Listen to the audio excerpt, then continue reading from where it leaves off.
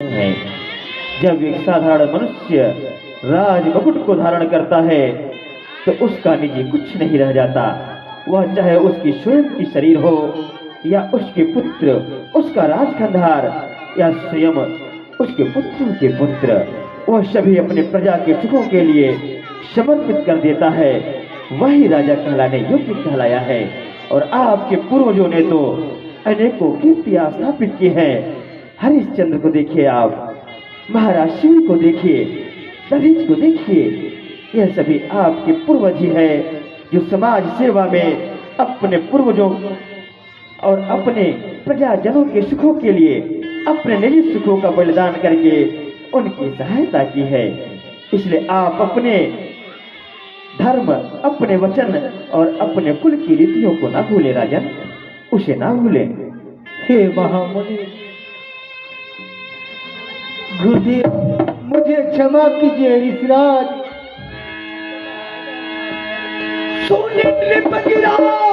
प्रेम रस महामुनि, सब पुत्र पिता के है समान ऋषिराई,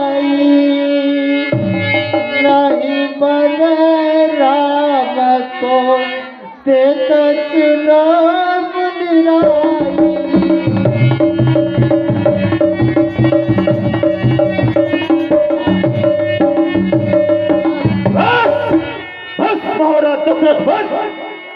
बहुत सुन चुका मैं आपका यह प्रलाप।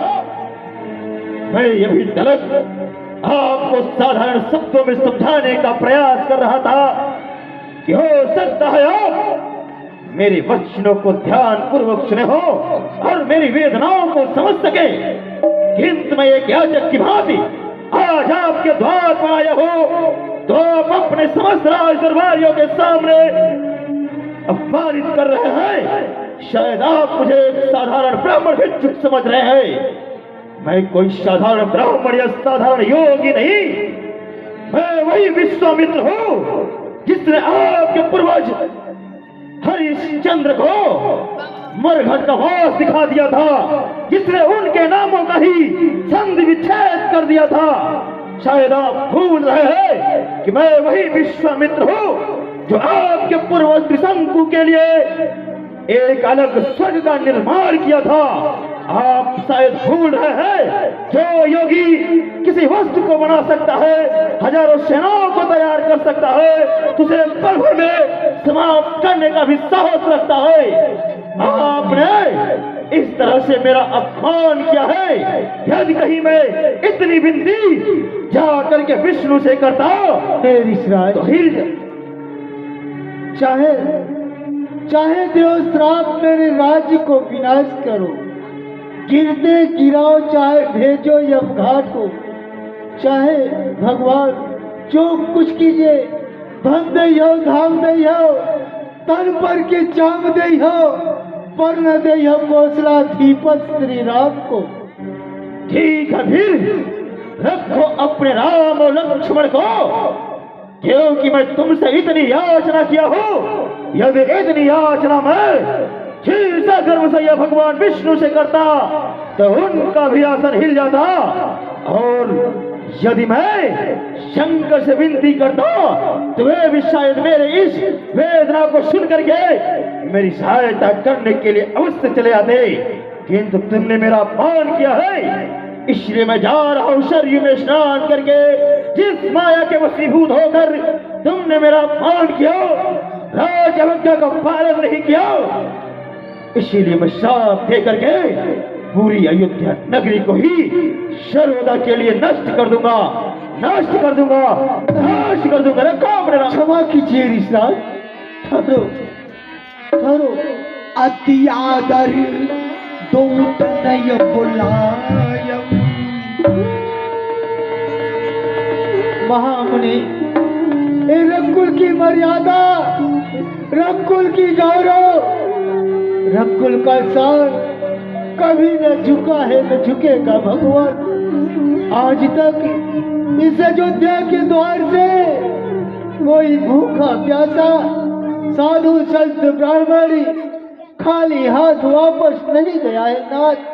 कहा गया है रकुल रीति सदा चल जाई, प्राण जाए पर वचन न जाए। प्राण भले ही चला जाए लेकिन वचन मिथ्या नहीं होता है साथ। मैं आपका और सम्मान करूंगा भगवान। बेटा राम लक्ष्मण मेरे पास आओ लाल। अति आदर दो तनय बुलायो, हृदय लाई बहु भांति सिखायो। पिताश्री, क्या कारण है कि आपके मुखमंडल पे ये उदासी दिखाई दे रही है? जब भी मैं आपके पास आता था आपका मुखमंडल सदैव कमल की भांति खिला रहता था। क्या कारण है पिताश्री? हे लाल मुन छीन लीन हो। बस इतनी सी बात। पिताश्री आप चिंता न करें। आज मेरा सौभाग्य है कि मैं आपके वचनों का पालन कर सकूंगा। जब से हम चारों भाई गुरु आश्रम से गुरुदेव के द्वारा शिक्षा प्राप्त करके राजमहल में आए हैं, आज तक न पिताश्री और न मैया किसी ने भी आदेश नहीं दिया। मेरा सौभाग्य है कि मैं आपके वचनों का पालन भी कर सकूंगा और गुरुदेव भगवान के साथ जाकर के अपने गुरुदेव से प्राप्त की हुई शिक्षा का परीक्षण भी कर सकूंगा। पिताश्री महाराज, कहिए लाल। हे पिता, पिता चिंता न करें। मैं गांधी सुमन संग जाऊंगा। ऋषि मुनियों के यज्ञों की ज्वाला बदला लेकर के आऊंगा। यदि लाल आपका कहलाया तो सारा झगड़ा निपटा दूंगा। श्री सूर्यवंश और रघुकुल में ऊंचा झंडा फहरा दूंगा। पिताश्री महाराज, आप चिंता न करें। आप निर्विघ्न होकर हम दोनों भाइयों को आदेश प्रदान करें। धन्य हो लाल।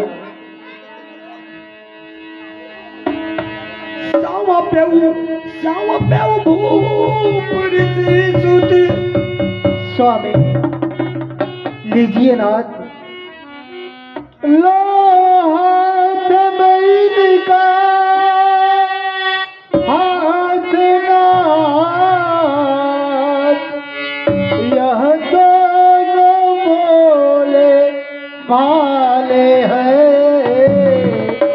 यह फिकरा याद रहे भगवान मेरे नैनों के पाले।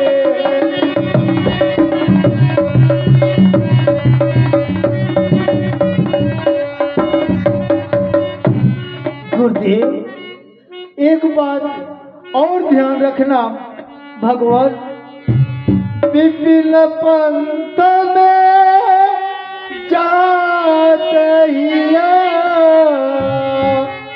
अंगुली लियो धरा, मम किशोर अति भोर चित मारग भोल जाए। हे गुरुदेव, इन विकट जंगलों में जाते समय हमारे छोटे छोटे राम लक्ष्मण के अंगुली को पकड़ कर चलना, कहीं रास्ता न भूल जाए भगवान। हे राजेंद्र, आप किसी भी प्रकार की चिंता न करें। अब से इनकी जिम्मेदारी मेरी है।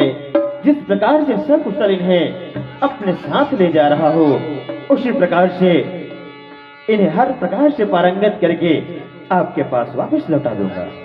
धन्य हो श्याम पेऊ भूप ऋषि सुति।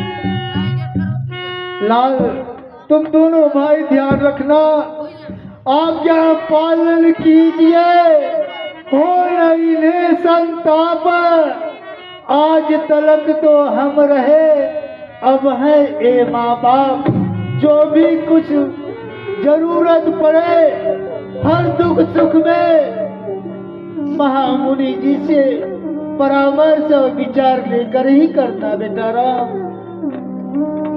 चलो श्री राम, आयुष्मान भव, आइए कल्याण भव। आइए श्री राम, आइए।